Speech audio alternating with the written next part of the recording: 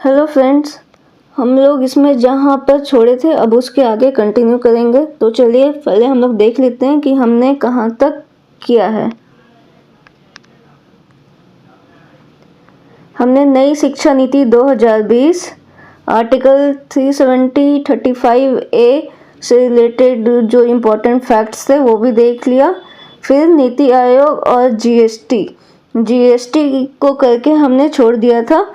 तो इसके बाद हम लोग आगे क्या है, अंतर्राष्ट्रीय संस्थान और संगठन एक दृष्टि में, यहाँ से हम लोग कंटिन्यू करेंगे। ठीक है, तो इसको हम लोग फटाफट अब देख लेते हैं। ये बहुत ही इम्पोर्टेंट टॉपिक है जिससे कि 1-2 क्वेश्चन आता ही आता है। चाहे इसमें पूछ दे कि वहाँ के कोई पर्टिकुलर इंस्टीट्यूशन के प्रमुख अध्यक्ष या फिर महासचिव कौन है, उसमें सदस्यों की संख्या कितनी है, उसका हेडक्वार्टर कहाँ है या उसका स्थापना कब हुआ, है ना। तो इसको हम लोग एक बार देख लेते हैं फटाफट। तो इसमें जो सबसे पहला है, अंतर्राष्ट्रीय श्रम संगठन ILO इंटरनेशनल लेबर ऑर्गेनाइजेशन की स्थापना 1919 में हुई। इसका मुख्यालय जिनेवा में है। इसके महासचिव गिलबर्ट होंगबो है और इसमें कुल सदस्यों की संख्या 187 है। और जो सबसे रिसेंट सदस्य जो इसमें ऐड हुआ वो है टोंगा। ठीक है, इंटरपोल की स्थापना 1923 में हुई। इसका हेडक्वार्टर लियोन्स फ्रांस है। इसके अध्यक्ष अहमद नासर अल रईसी हैं। ठीक है, इसमें सदस्यों की संख्या 194 है और इसके जो रिसेंट जो मेंबर स्टेट हैं वो है किरीबाती। राष्ट्रमंडल कॉमनवेल्थ की स्थापना 1931 में हुई। इसका मुख्यालय लंदन यूनाइटेड किंगडम में है। इसके महासचिव पेट्रिसिया स्कॉटलैंड है। इसमें कुल देशों की संख्या 54 है और इसमें जो 54वां देश है वो कौन सा है, तो मालदीव है। संयुक्त राष्ट्र संघ, इसकी स्थापना 1945 में हुई। इसका मुख्यालय न्यूयॉर्क अमेरिका में है। ठीक है, इसके प्रमुख एंटोनियो गुतेरस है और इसमें टोटल सदस्यों की संख्या 193 है। 193वां सदस्य कौन है, तो दक्षिण सूडान, साउथ सूडान है। अंतर्राष्ट्रीय मुद्रा कोष इंटरनेशनल मॉनिटरी फंड की स्थापना 1945 में वाशिंगटन DC में हुई। इसके प्रमुख क्रिस्टालिना जॉर्जिएवा है और इसमें कुल सदस्यों की संख्या 190। 190वां सदस्य देश कौन सा है, तो अंडोरा है। ठीक है, विश्व बैंक वर्ल्ड बैंक की स्थापना 1945 में हुई। इसका भी मुख्यालय वाशिंगटन DC में है। इसके प्रमुख डेविड मलपास हैं। इसमें कुल सदस्यों की संख्या 189 है और इसमें जो रिसेंट एडिशन है मेंबर स्टेट में वो है नाउरू। ठीक है, खाद्य एवं कृषि संगठन FAO फूड एग्रीकल्चर ऑर्गेनाइजेशन, इसकी स्थापना 1945 में हुई। रोम और इटली, मतलब रोम इसका हेडक्वार्टर है जो कि इटली में अवस्थित है। इसके प्रमुख क्यू डोंग्यू है। इसमें कुल सदस्यों की संख्या 197 है। अंतर्राष्ट्रीय न्यायालय इंटरनेशनल कोर्ट ऑफ जस्टिस, इसकी भी स्थापना 1945 में हुई। इसका मुख्यालय हेग नीदरलैंड है। इसके प्रमुख जोआन ई डोंगियो है। इसमें कुल सदस्यों की संख्या 194 है। ठीक है, यूनेस्को की भी स्थापना 1945 में हुई। इसका मुख्यालय पेरिस फ्रांस है। इसके प्रमुख आंद्रे अजोले हैं और इसमें कुल सदस्यों की संख्या 195 है। ठीक है, तो इसमें एक चीज़ आप गौर करेंगे कि United Nation Organisation, International Monetary Fund, World Bank, Food and Agriculture Organisation, International Court of Justice और यूनेस्को, इन सब की स्थापना 1945 में हुई है। ठीक है, तो आपको इसका ध्यान रखना है। अब हम आगे बढ़ते हैं।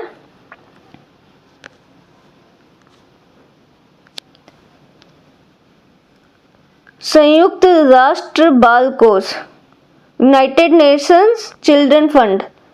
ठीक है, इसकी स्थापना 1946 में, इसका हेडक्वार्टर न्यूयॉर्क, इसके प्रमुख कैथरीन रसेल हैं, इसमें कुल सदस्य देशों की संख्या 191 है।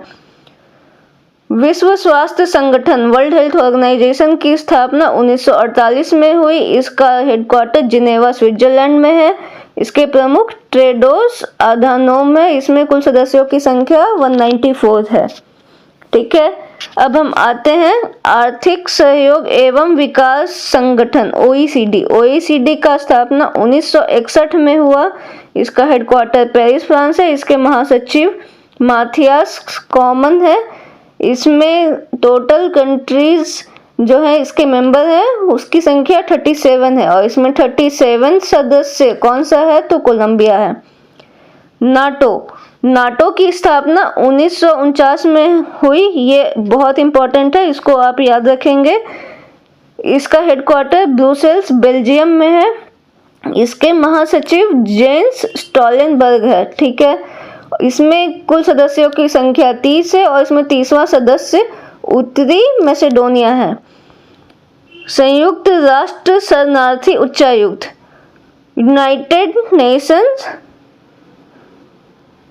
UNHCR। ठीक है, संयुक्त राष्ट्र शरणार्थी उच्चायुक्त, इसकी स्थापना 1950 में हुई, इसका हेडक्वार्टर जिनेवा है, इसके उच्चायुक्त कौन है तो फिलिपो ग्रांडी और इसमें कुल सदस्यों की संख्या 135 है।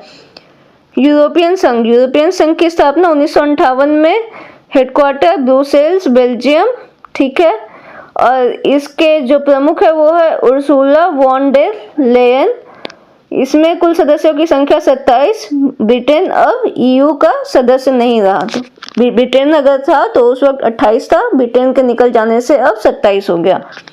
ठीक है, ओपेक OPEC। ठीक है, OPEC की स्थापना 1960 में, इसका हेडक्वार्टर वियना ऑस्ट्रिया में। ठीक है, इसके महासचिव हैथम अलघिस हैं, इसमें कुल देशों की संख्या 13, कतर और इक्वाडोर इससे बाहर है, इसको भी आप ध्यान में रखेंगे। ठीक है, क्रूड ऑयल, रशिया यूक्रेन से क्रूड ऑयल पे बहुत फर्क पड़ा, तो अगर इससे भी क्वेश्चन आ सकता है कि ओपेक का स्थापना कब हुआ, इसका हेडक्वार्टर कहाँ है और इसके महासचिव कौन है, इसमें कुल सदस्य देशों की संख्या कितनी है, तो वो आपको ध्यान में रखना है। गुट निरपेक्ष आंदोलन नाम की स्थापना 1961 में हुई, इसका हेडक्वार्टर जकार्ता इंडोनेशिया है, इसके जो भी प्रमुख है वो है इल्हाम अलीयेव, इसमें कुल देशों की संख्या 120 है। एमनेस्टी इंटरनेशनल की स्थापना 1961 में हुई, हेडक्वार्टर लंदन यूनाइटेड किंगडम, महासचिव एग्नेस कैलमर्ड, इसमें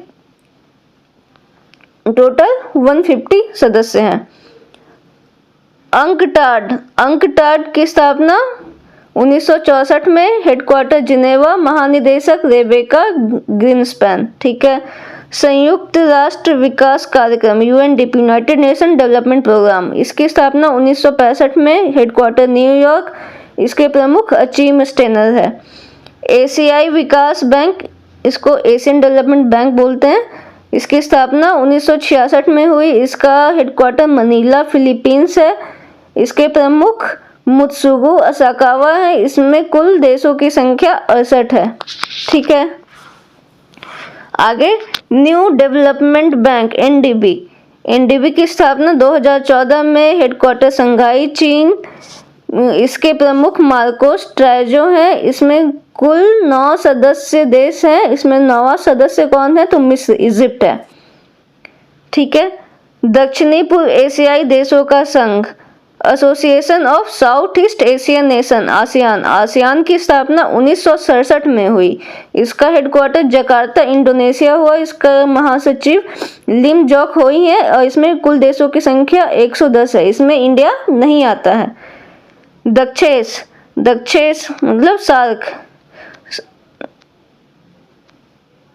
south Asian Association for Regional Corporation, इसकी स्थापना 1985 में हुई, इसका हेडक्वार्टर काठमांडू नेपाल है, इसके प्रमुख कौन है तो इलाला रूवन वीराकुन, इसमें कुल देशों की संख्या 8, कौन कौन है इसमें अफगानिस्तान, बांग्लादेश, भूटान, भारत, मालदीव, नेपाल, पाकिस्तान और श्रीलंका। ठीक है, तो ये आपको ध्यान रखना है कि इसमें इसका सार्क का मेंबर भारत भी है। इसमें कुल देशों की संख्या 8 है। ठीक है, इसको भी आप ध्यान में रखेंगे। अब सार्क के बाद हम लोग आगे चलते हैं। G15 की स्थापना 1989 में जिनेवा में हुआ। इसमें टोटल 17 इसके मेंबर स्टेट है। ये विकासशील देशों का संगठन है। ठीक है, डेवलपिंग कंट्रीज का संगठन है। एपेक की स्थापना 1989 में सिंगापुर में इसका हेडक्वार्टर है। इसके प्रायुक्त चांद ओ वोंग स्वान है। इसमें 21 मेंबर स्टेट्स है। इसमें 21 जो मेंबर स्टेट है वो कौन है, तो वियतनाम है। संयुक्त राष्ट्र मानवाधिकार परिषद, United nation human rights council, इसकी स्थापना 2006 में हुई। इसका हेडक्वार्टर जिनेवा स्विट्जरलैंड में है। इसके प्रमुख फेडरिको विलेगास हैं। इसमें कुल देशों की संख्या 47 है और 47वां सदस्य चेक गणराज्य है। विश्व व्यापार संगठन, वर्ल्ड ट्रेड ऑर्गेनाइजेशन की स्थापना 1995 में जिनेवा में हुआ। ठीक है, इसके प्रमुख नगोजी ओकोंजो इवेला है। इसमें देशों की संख्या 164 है। 164वां सदस्य इसमें अफगानिस्तान है। असेम की स्थापना 1996 में, हेडक्वार्टर ब्रुसेल्स। इसमें 51 राष्ट्र है और 2 अंतरराष्ट्रीय संगठन है, तो टोटल हो गया 53। बिमस्टेक का स्थापना 1997 में ढाका में हुआ। इसके महासचिव तेंजिन लेक फेल है और इसमें टोटल कंट्रीज की संख्या 7 है। ये भी इम्पोर्टेंट है। 20 सालों के बाद इसका समिट हुआ था, तो इसको भी आप ध्यान में रखेंगे। SCO, संघाई सहयोग संगठन, संघाई कोऑपरेशन ऑर्गेनाइजेशन, इसका स्थापना 2001 में हुआ। इसका हेडक्वार्टर बीजिंग में है। इसके महासचिव झांग मिंग जो कि चीन के हैं। इसमें टोटल देशों की संख्या 9। 9वां सदस्य कौन है, तो ईरान है। ठीक है, इसको भी याद रखेंगे। अंतर्राष्ट्रीय आपराधिक न्यायालय ICC, इसकी स्थापना 2002 में हुई। इसका हेडक्वार्टर हेग नीदरलैंड है। इसके जो प्रमुख है वो है पियोत्र हाफमेंस्की। इसमें टोटल मेंबर स्टेट्स हैं 124। 124वां सदस्य मलेशिया है। अफ्रीकी संघ AU का स्थापना 2002 में हुआ। इसका हेडक्वार्टर अदीस अबाबा में है। इसके प्रमुख फेलिक्स एंटिनो टिसेडकी है। इसमें कुल देशों की संख्या कितनी है, तो 55 है। इब्सा का गठन 2004 में हुआ। इसका जो हेडक्वार्टर है वो है लुगानो स्विट्जरलैंड। इसमें टोटल 3 देश आते हैं। कौन कौन, भारत, ब्राजील और दक्षिण अफ्रीका। आप नाम में ही देख सकते हैं, I से India, B for Brazil, S से साउथ अफ्रीका। ठीक है, तो ये आपका क्लियर हो गया कि इब्सा में 3 कंट्री है। और इसका ये गठन कब हुआ था, तो 2004 में। और तो इसका हेडक्वार्टर कहाँ होगा, लुगानो स्विट्जरलैंड। ठीक है। ब्रिक्स में टोटल 5 कंट्री आते हैं, है ना। कौन कौन से, इसके नाम में ही छिपा है। B से ब्राजील, R से रसिया, I से इंडिया, C से चाइना, S से साउथ अफ्रीका। ठीक है। ब्रिक्स का गठन 2009 में हुआ। इसका हेडक्वार्टर संघाई चीन है। इसके प्रमुख सर्गेई रयावकोव है। इसमें टोटल 5 कंट्री हैं जो मैंने अभी आपको बता दिया। अंतर्राष्ट्रीय सौर गठबंधन ISA, इंटरनेशनल सोलर अलायंस, इसका स्थापना कहाँ हुआ, तो ये कब हुआ, 2015 में हुआ। इसका हेडक्वार्टर गुरुग्राम हरियाणा है। महानिदेशक कौन है, तो अजय माथुर। ये याद रखेंगे क्योंकि इन्वायरमेंट के दृष्टि से आपसे इससे रिलेटेड क्वेश्चन पूछ सकता है। इसमें टोटल देशों की संख्या कितनी है, 102। 102वां देश कौन सा है, तो एंटीगुआ एंड बारबुडा। ठीक है, तो ये आप ध्यान में रखिएगा। अब हम आगे बढ़ते हैं। अब हम देखेंगे प्रमुख अंतर्राष्ट्रीय सम्मेलन पूर्ण परिचय। ठीक है, इसमें इम्पोर्टेंट जो भी समिट हुए हैं रिसेंट में वो सारा कवर होगा। इससे भी क्वेश्चन इम्पोर्टेंट है, ये बहुत ही इम्पोर्टेंट है, इससे क्वेश्चंस आते हैं तो इसको ध्यान में रखेंगे, ठीक है, बहुत ही इम्पोर्टेंट है। 3 स्टार। COP15 जैव विविधता पर संयुक्त राष्ट्र सम्मेलन कब हुआ? 2022 में हुआ। इसका आयोजन 19 दिसंबर को हुआ और कहाँ हुआ? मॉन्ट्रियल कनाडा में हुआ। COP15 बायोडाइवर्सिटी पे जो सम्मेलन हुआ उसका आयोजन 19 दिसंबर को मॉन्ट्रियल कनाडा में हुआ। इसकी अध्यक्षता चीन ने की। किसने की? तो चीन ने की। भारत के तरफ से जो प्रतिनिधि थे वो कौन थे? तो हमारे पर्यावरण और जलवायु मंत्री श्री भूपेंद्र यादव, है ना। इसमें 2030 तक के लिए 4 लक्ष्य और 23 के लिए उद्देश्य तय किए गए हैं। 23 मतलब 2030 के लिए इसमें 4 लक्ष्य है और 2023 के लिए उद्देश्य तय किए गए, ठीक है। मतलब इस कॉप में क्या हुआ तो आपको आंसर देना है कि इसका आउटकम क्या था। तो 2030 के लिए 4 लक्ष्य और 23 के लिए उद्देश्य तय किए गए, ठीक है। आगे बढ़ते हैं। COP27 संयुक्त राष्ट्र जलवायु परिवर्तन सम्मेलन 2022, ठीक है। इसका आयोजन कब से कब तक? 6 नवंबर से 18 नवंबर 2022। इसकी मेजबानी शर्म अल शेख मिस्र के पास थी। इसकी अध्यक्षता दक्षिण अफ्रीका के मत्स्य एवं पर्यावरण मंत्री बारबारा क्रेसी ने की, ठीक है। मेजबानी कौन कर रहा था? तो इजिप्ट कर रहा था, लेकिन इसकी अध्यक्षता किसने की?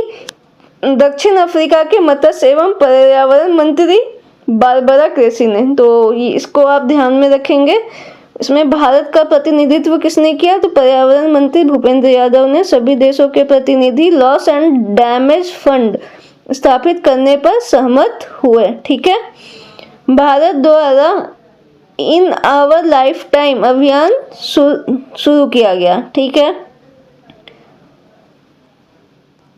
अब देखते हैं इससे पहले जो कॉप हुआ था वो कब हुआ था? COP26 का आयोजन ग्लासगो स्कॉटलैंड यूके में 2021, ठीक है। तो आपको ध्यान में रखना है COP26 का आयोजन ग्लासगो स्कॉटलैंड जो कि यूके का पार्ट है 2021 में हुआ। COP27 जो अभी हुआ वो कहाँ हुआ? इजिप्ट में हुआ, ठीक है। और उसकी मेजबानी किसने की? तो दक्षिण अफ्रीका के मत्स्य एवं पर्यावरण मंत्री बारबारा क्रेसी ने, ठीक है। COP28 जो अगला वाला होगा, ठीक है, इस साल, उसका आयोजन UAE संयुक्त अरब अमीरात में होगा, ठीक है। इसको भी आपको ध्यान में रखना है। स्कॉटलैंड, फिर उसके बाद इजिप्ट, अब UAE, ठीक है। G20 बहुत इम्पोर्टेंट है क्योंकि इसकी अध्यक्षता भारत के पास है। ये भी बहुत इम्पोर्टेंट है तो इसको भी हम लोग देख लेते हैं। G20 शिखर सम्मेलन 2022, इसका आयोजन 15 से 16 नवंबर को बाली इंडोनेशिया में किया गया। इसका जो थीम था रिकवर टुगेदर रिकवर स्ट्रॉन्गर। इसकी अध्यक्षता जोको विडोडो जो कि इंडोनेशिया के राष्ट्रपति हैं उन्होंने की, ठीक है। भारत का प्रतिनिधित्व इसमें हमारे प्रधानमंत्री नरेंद्र मोदी जी कर रहे थे। 16वां सम्मेलन, इसके पहले वाला सम्मेलन कहाँ हुआ था? तो रोम इटली में। और नेक्स्ट वाला सम्मेलन जो 18th वाला है ना, उसकी मेजबानी भारत करेगा, है ना। और वो कब होगा? 2023 में होगा, ठीक है। तो वो आपको ध्यान में रखना है, ठीक है। अब बात करते हैं I2U2 की।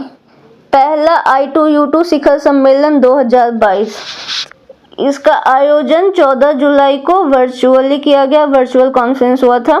भारत की ओर से इसकी अध्यक्षता प्रधानमंत्री नरेंद्र मोदी ने की। I2U2 का पूर्ण रूप इसको हम बोल सकते हैं, ठीक है ना। इसमें आइस नाम के 2 कंट्री हैं और यू से स्टार्ट होने वाले 2 कंट्री है, इसलिए I2U2। आई से इंडिया और इजराइल, यू से USA और UAE। मुख्य बिंदु इस सम्मेलन में 6 क्षेत्रों कौन कौन सा? जल, ऊर्जा, परिवहन, अंतरिक्ष, स्वास्थ्य और खाद्य सुरक्षा पर चर्चा की गई। कितने क्षेत्रों पे? तो छह बिंदुओं पर चर्चा की गई। ठीक है, तो पहला I2U2 शिखर सम्मेलन का आयोजन वर्चुअली हुआ। ठीक है, इसकी ओर भारत की ओर से अध्यक्षता प्रधानमंत्री नरेंद्र मोदी कर रहे थे और इसमें टोटल 6 क्षेत्रों को लेकर के डिस्कशन हुआ था। ठीक है, आगे बढ़ते हैं। ये भी बहुत इम्पोर्टेंट है, 4th क्वाड शिखर सम्मेलन 2022। आपसे ये भी पूछ सकता है कि क्वाड का कौन सा शिखर सम्मेलन हुआ? तो चौथा।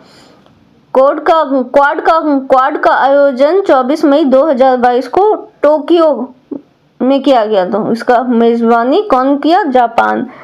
इसमें प्रतिभागी देश कौन कौन थे? इसमें चार कंट्री आते हैं, ऑस्ट्रेलिया, इंडिया, जापान और अमेरिका। 5वां सम्मेलन कहाँ होगा इसका? ऑस्ट्रेलिया में। कब? 2023 में। ठीक है, तो ये भी आपको ध्यान में रखना है। 32वां नाटो शिखर सम्मेलन 2022, ये भी इम्पोर्टेंट है, रशिया यूक्रेन के मुद्दा को लेकर के। ठीक है, तो इसका आयोजन 28 से 30 जून मैड्रिड, स्पेन में। नाटो की वजह से, ठीक है, रशिया ने जो भी कदम उठाए और फिर उसकी वजह से ये हर कंट्री को पेन हुआ है ना, मतलब उनके गुड्स के प्राइस बढ़ गए और भी बहुत कुछ, मतलब कोई भी देश अछूता नहीं रहा। तो पेन से आप स्पेन याद रखेंगे कि 32वां नाटो शिखर सम्मेलन का आयोजन 28 से 30 जून को मैड्रिड, स्पेन में हुआ। ठीक है, अध्यक्षता इसका किसने किया? नाटो महासचिव कौन है? जेंस स्टोलनबर्ग ने किया। ठीक है, आगे देखते हैं इसमें क्या कहता है। इसमें जो मुख्य बिंदु जिस पे चर्चा हुई, ठीक है ना, वो था फिनलैंड और स्वीडन को गठबंधन में शामिल होने के लिए आमंत्रित किया गया। किसको? कौन सा 2 कंट्री है? फिनलैंड, स्वीडन और यूक्रेन भी इसमें अपना सबमिट किया हुआ है ना। तो इसमें चर्चा जो हुआ फिनलैंड और स्वीडन को गठबंधन में शामिल होने के लिए। इससे पहले वाला नाटो का सम्मेलन ब्रुसेल्स, बेल्जियम में हुआ था और अगला वाला सम्मेलन जो 2023 में होगा वो कहाँ होगा? लिथुआनिया, विनियस में। ठीक है, तो ये आपको ध्यान में रखना है। अब हम आते हैं आगे। 48वां G7 शिखर सम्मेलन 2022, इसका आयोजन 26 से 28 जून बवेरियन अल्प्स, जर्मनी में हुआ। ठीक है ना, G7 और जर्मनी, जी। अध्यक्षता जर्मनी चांसलर ओलाफ स्कोल्ज ने की। थीम इसका क्या था? Investing in a better future. Bharat का प्रतिनिधित्व प्रधानमंत्री नरेंद्र मोदी ने किया। 47वां सम्मेलन, इसके पहले वाला सम्मेलन कहाँ हुआ था? तो कॉर्नवाल, यूके 2021 में। और 49वां सम्मेलन कहाँ होगा? तो जापान में होगा 2023 में। ठीक है, आगे बढ़ते हैं। 14वां ब्रिक्स वर्चुअल शिखर सम्मेलन 2022, इसकी मेजबानी 23-24 जून 2022 को किसने की? चीन ने। तो इसकी अध्यक्षता भी शी जिनपिंग ने की। भारत के प्रतिनिधित्व हमारे प्रधानमंत्री नरेंद्र मोदी, जो कि वर्चुअली इसमें हिस्सा लिए थे। सम्मेलन का जो सब्जेक्ट था वो क्या था? Foster high quality BRICS partnership, usher in a new era for global development. इससे पहले वाला सम्मेलन नई दिल्ली में हुआ था 2021 में। आने वाला सम्मेलन है ना, 13वां हुआ था नई दिल्ली में, 14वां हुआ चीन में और 15वां होगा दक्षिण अफ्रीका में 2023 में। ठीक है, मतलब इसी साल। आगे 16वां पूर्वी एशियाई वर्चुअल शिखर सम्मेलन 2021, इसका आयोजन 27 अक्टूबर 2021 को किया गया सेरी बेगवान टाउन, ब्रुनेई में। ठीक है, अध्यक्षता जो बाइडेन ने की, राष्ट्रपति अमेरिका के हैं जो। भारत का प्रतिनिधित्व इसमें प्रधानमंत्री नरेंद्र मोदी ने किया, है ना। सतत विकास प्रभाव शिखर सम्मेलन 2021, इसका आयोजन 20 से 23 सितंबर जिनेवा, स्विट्जरलैंड। विषय shaping an equitable inclusive and sustainable recovery. ठीक है, अब हम देख लेते हैं कोविड से रिलेटेड। वैश्विक कोविड-19 शिखर सम्मेलन 2021, इसकी मेजबानी अमेरिका ने की। इसका जो विषय था वो था ending the pandemic and building back better health security to prepare for the next. ठीक है, अब हम जब कोविड-19 की ही बात कर रहे हैं तो अब इससे रिलेटेड हम कुछ इम्पोर्टेंट फैक्ट्स देख लेते हैं।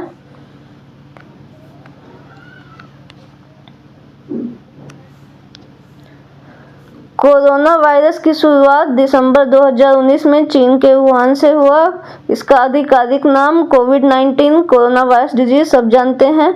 WHO द्वारा इसको वैश्विक महामारी कब घोषित किया गया, तो 11 मार्च 2020 को। ठीक है, कोरोना वायरस से मानव शरीर को प्रभावित होने वाला अंग कौन सा है, तो फेफड़ा है। भारत में कोरोना वायरस का पहला मामला दर्ज किया गया। कोरोना क से केरल में। ठीक है, कोरोना काल में दुनिया का पहला मास्क मुक्त देश कौन बना, तो इजराइल बना। मास्क मुक्त देश। देश में कोरोना वायरस के संक्रमण से पहली मौत कहाँ हुई, कर्नाटक में। आया केरल में, क से कोरोना और क से केरल, और मौत हुई क से कर्नाटक में। ठीक है, पीएम नरेंद्र मोदी ने जनता कर्फ्यू लगाने की अपील कब की, तो 22 मार्च 2020। अब ये देखिए घोषित कब हुआ, 11 मार्च को, उसके 11 दिन बाद 22 मार्च को। ठीक है, तो घोषित किया कर्फ्यू लगाने का, जनता कर्फ्यू। ठीक है, आगे भारत में प्रथम बार लॉकडाउन कब लगाया गया, उसके 3 दिन बाद 25 मार्च से 14 अप्रैल 2020, जो कि 21 दिन के लिए था। ठीक है, कोरोना को महामारी घोषित करने वाला पहला राज्य भारत में कौन था, तो हरियाणा था। कोरोना वायरस के कारण पूर्ण कर्फ्यू लगाने वाला पहला राज्य प से पंजाब।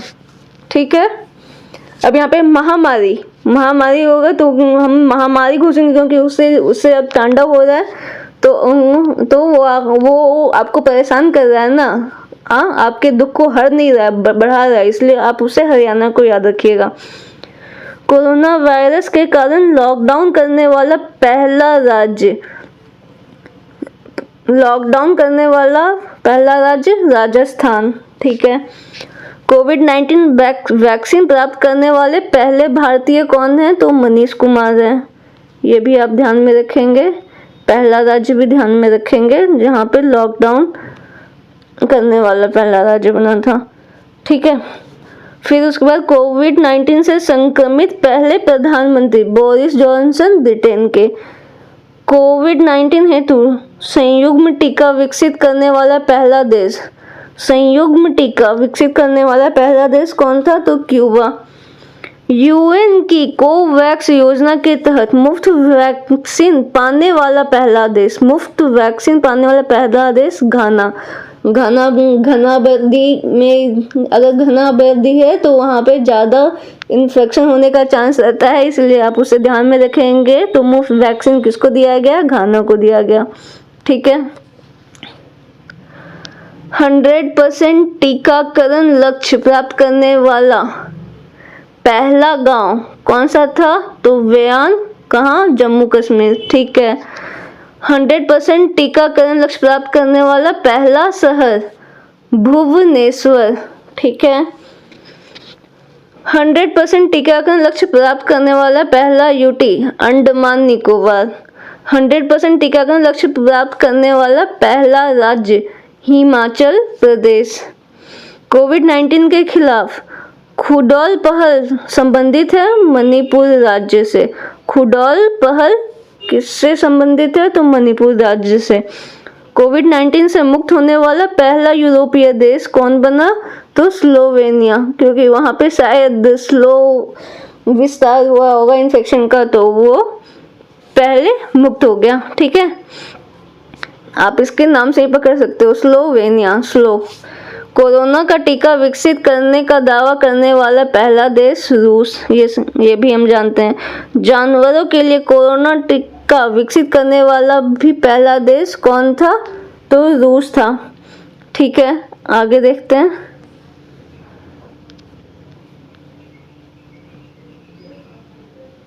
पहली ऑक्सीजन एक्सप्रेस चलाई गई विशाखापट्टनम से नागपुर। दूसरी ऑक्सीजन एक्सप्रेस चलाई गई बोकारो से लखनऊ। भारत में कोविड टीकाकरण अभियान का शुरुआत कब हुआ? तो 16 जनवरी 2021 को। टीका उत्सव कब मनाया गया? तो 11 से 14 अप्रैल 2021 को।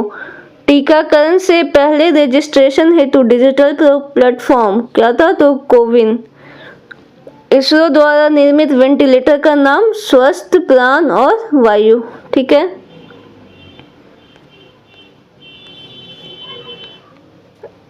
अब भारत का घरेलू कोविड-19 वैक्सीन निर्माता कौन कौन से हैं? तो इसको हम लोग देख लेते हैं। कोवैक्सीन को किन्होंने बनाया? तो भारत बायोटेक और ICMR ने मिलकर बनाया। कोविशील्ड से सीरम, आप इससे लिंक कर सकते हैं। कोविशील्ड सीरम इंस्टीट्यूट और ICMR दोनों में कॉमन है। फिर Covovax serum institute of India ने बनाया। ठीक है, अब इसने अकेले ही बना लिया। फिर कोर्बेवैक्स किसने बनाया? तो बायोलॉजिकल ई लिमिटेड हैदराबाद ने। जायडस कैडिला अहमदाबाद ने बनाया। ठीक है, अगर कोवोवैक्स पूछे तो सीरम इंस्टीट्यूट और कोर्बेवैक्स पूछे तो यहाँ पे ब है, तो यहाँ पे भी ब है। ठीक है, और अगर जायकोवडी पूछे तो जाय, यहाँ पे भी जाय है ना। जायडस कैडिला आपको याद हो जाएगा। ठीक है, आगे बढ़ते हैं। कोविड-19 से संबंधित ऑपरेशन अभियान मिशन ऑपरेशन नमस्ते खुद को कोरोना वायरस से संक्रमण से मुक्त करने हेतु भारतीय सेना के द्वारा चलाया गया ऑपरेशन नमस्ते। वंदे भारत मिशन विदेशों में फंसे 14,800 भारतीय नागरिकों को घर लाने के लिए चलाया गया अभियान। ठीक है, मिशन सागर मालदीव, सेशेल्स, मेडागास्कर, कोमोरोस देशों को मदद हेतु नौसेना द्वारा। ठीक है, ऑपरेशन समुद्र सेतु मालदीव में फंसे भारतीयों को वापस लाने के लिए भारतीय नौसेना का ऑपरेशन। ठीक है,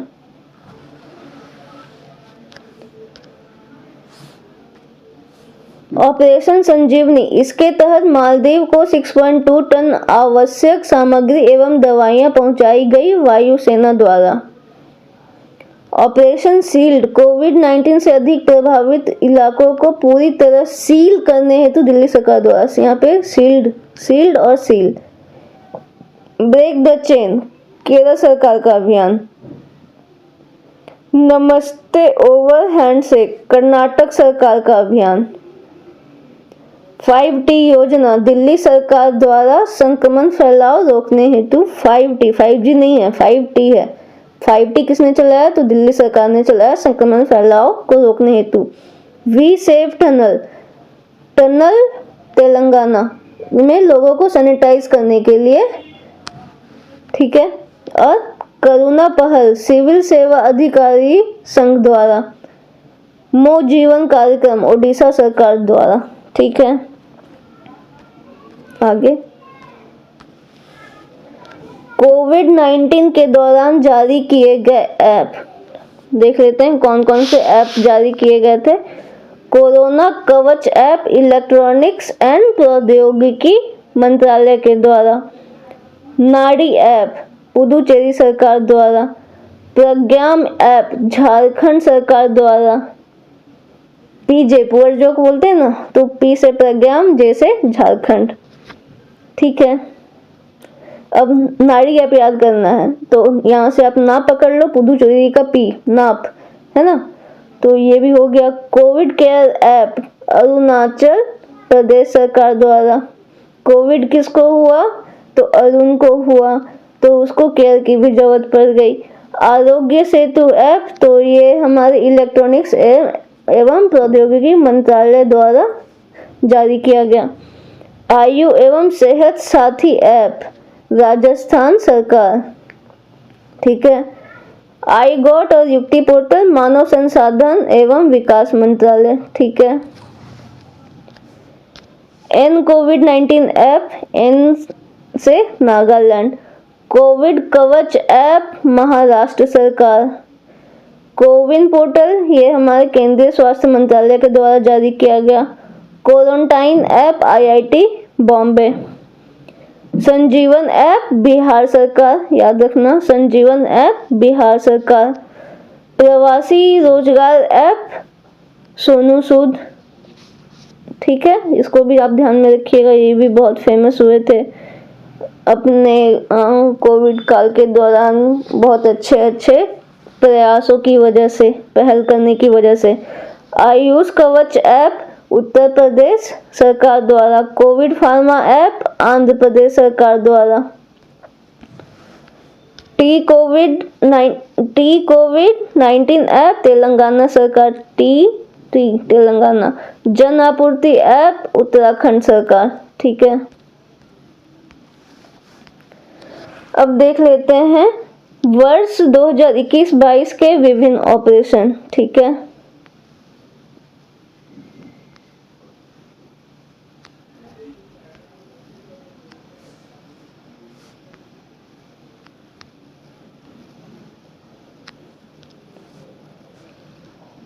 ऑपरेशन गरुड़, सीबीआई द्वारा ड्रग नेटवर्क को खत्म करने के लिए। ऑपरेशन मेघचक्र, सीबीआई द्वारा चाइल्ड पोर्नोग्राफी सर्कुलेट करने वाले लोगों का पता करने के लिए। ऑपरेशन नार्कोस, नार्कोस से ही हमको नशीला पदार्थ समझ में आ रहा है, तो ये रेलवे सुरक्षा बल द्वारा रेल के माध्यम से नशीले पदार्थों की तस्करी रोकने के लिए। ऑपरेशन मिशन अमानत, अमानत सामान की रक्षा करने के लिए, है ना, भारतीय रेल द्वारा। ऑपरेशन गंगा, भारत सरकार द्वारा युद्धग्रस्त यूक्रेन में फंसे भारतीय नागरिक और छात्रों को भारत लाने के लिए ऑपरेशन गंगा, ये इम्पोर्टेंट है। ऑपरेशन ओलिविया, ऑपरेशन ओलिविया भारतीय तटरक्षक द्वारा उड़ीसा के ओलिव रिडली टर्टल, ओलिविया उसे आप उसको याद रखें, तो उड़ीसा के ओलिव रिडली कछुओं को बचाने के लिए। फिर ऑपरेशन सतर्क, रेलवे सुरक्षा बल द्वारा ट्रेनों में अवैध तंबाकू, अवैध शराब की तस्करी रोकने के लिए ऑपरेशन सतर्क। ऑपरेशन देवी शक्ति, विदेश मंत्रालय द्वारा तालिबान के कब्जे वाले अफगानिस्तान में फंसे भारतीयों को निकालने के लिए ऑपरेशन देवी शक्ति, ये भी इम्पोर्टेंट है। ऑपरेशन उपलब्ध, रेलवे सुरक्षा बल द्वारा रेलवे टिकट कालाबाजारी पर अंकुश लगाने तथा लोगों को क्या है, टिकट उपलब्ध कराने हेतु।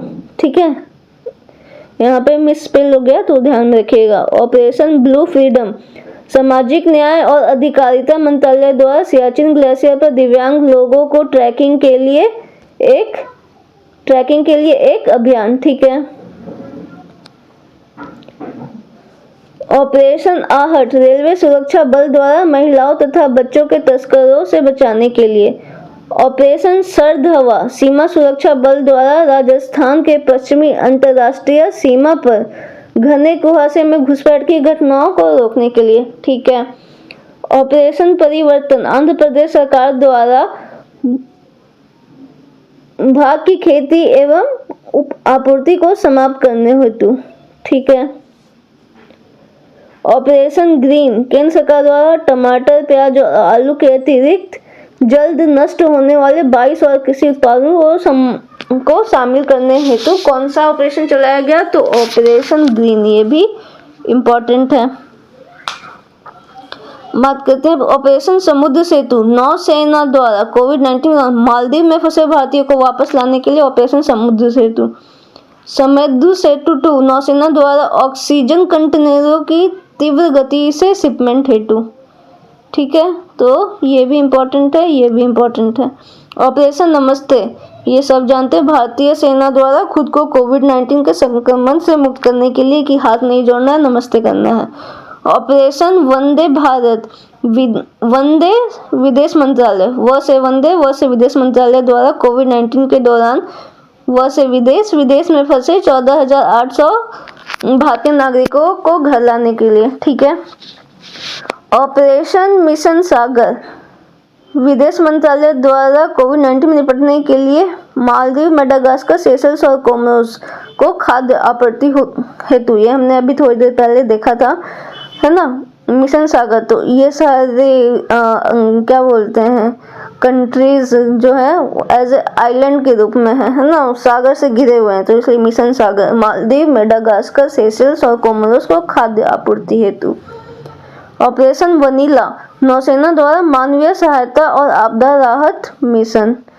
ऑपरेशन संकल्प, भारतीय नौसेना द्वारा समुद्री सुरक्षा हेतु खाड़ी में चलाया गया। ऑपरेशन बंदर, बालाकोट स्ट्राइक का कोड था ऑपरेशन बंदर। ऑपरेशन प्रवाह, कोचीन एयरपोर्ट लिमिटेड द्वारा एयरपोर्ट को बाढ़ के खतरों से बचाने के लिए। ठीक है।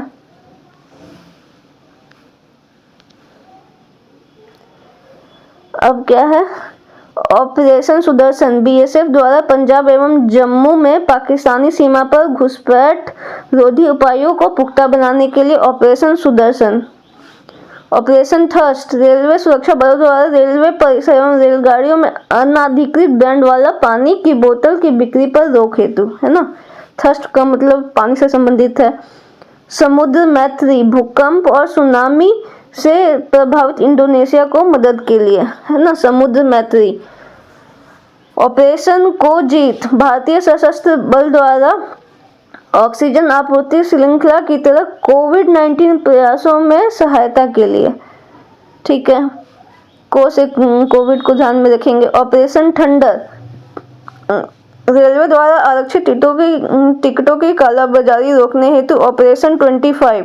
पुलवामा के मास्टरमाइंड आतंकी गाजी राशिद को पकड़ने हेतु चलाया गया ऑपरेशन 25।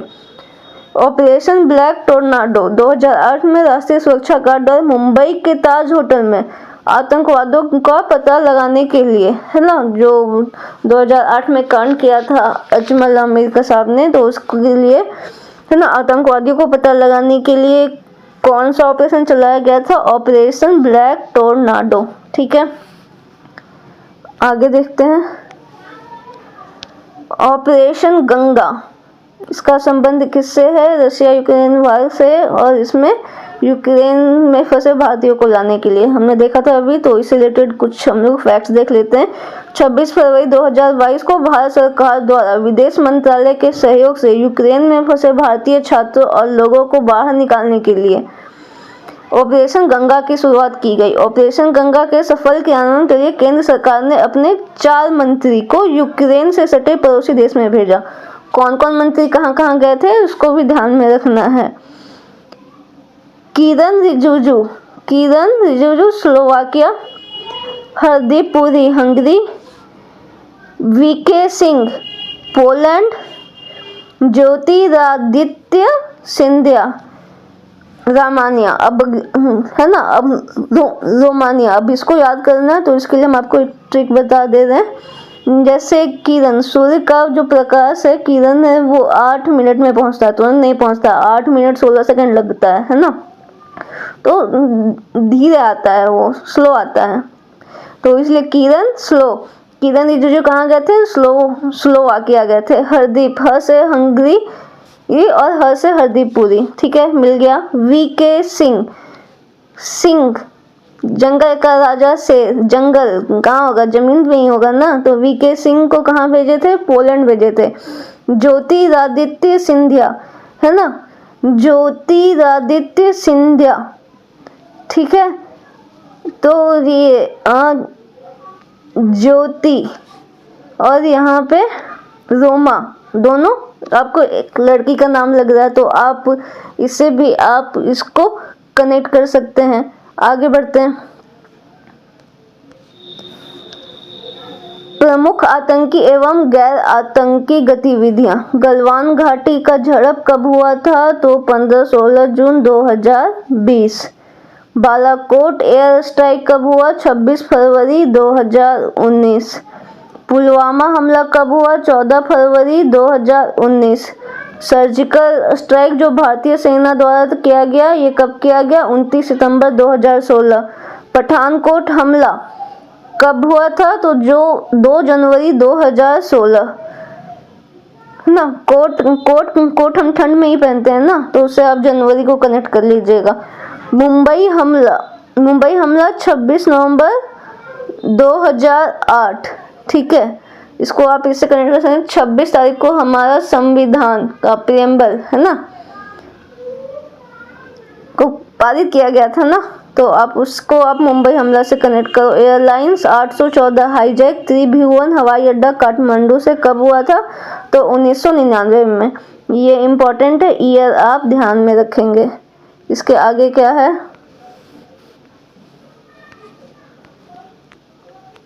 भारत सरकार के प्रमुख रिपोर्ट, ये भी बहुत इम्पोर्टेंट है, इससे भी 1-2 क्वेश्चन रहता ही है एग्जाम में। तो चलिए देख लेते हैं फटाफट।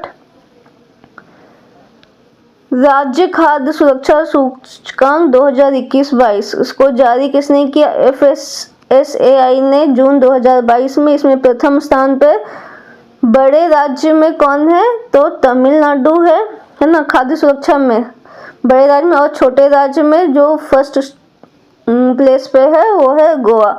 बिहार का स्थान इसमें कितना है? तो 16वां। ठीक है, आगे राज्य ऊर्जा और जलवायु सूचकांक 2022, इसको कौन जारी करता है? तो नीति आयोग जारी करता है। इसमें जो बड़े राज्यों में शीर्ष स्थान है गुजरात का, और छोटे राज्यों में शीर्ष स्थान है गोवा का। बिहार का स्थान इसमें 15वां। ठीक है, अगर खाद्य की बात करें तो बिहार का स्थान 16वां, और अगर एनर्जी की बात करें तो इसमें बिहार का स्थान 15वां। अब स्वच्छ सर्वेक्षण रिपोर्ट 2022, इसका 7वां संस्करण आया। इसका जारीकर्ता केंद्रीय आवास एवं शहरी मंत्रालय ने किया। इसमें जो प्रथम स्थान आया इंदौर को आया। ठीक है, उसमें दूसरा जो है सूरत, तीसरा है नवी मुंबई। सबसे स्वच्छ cantonment Deolali Maharashtra. Fastest movers city Shimoga. ठीक है, फास्टेस्ट मूवर सिटी शिमोगा। सबसे स्वच्छ कैंटोनमेंट देवलाली, कहाँ का? तो महाराष्ट्र का। राज्य स्वास्थ्य सूचकांक 2021 चौथा संस्करण जारीकर्ता नीति आयोग, दिसंबर 2021 में लॉन्च हुआ था। प्रथम स्थान में बड़ा में उत्तर प्रदेश और छोटे राज्य में मिजोरम। ठीक है, आगे बढ़ते हैं। पब्लिक अफेयर्स इंडेक्स 2022, इसमें इसके जो जारी करता है कौन है? बेंगलुरु स्थित public affair centre. Public affair index कौन जारी करता है? तो पब्लिक अफेयर सेंटर करता है। इसमें बड़े राज्यों में प्रथम हरियाणा, छोटे राज्यों में प्रथम केरल। बिहार का स्थान इसमें भी 15वां है।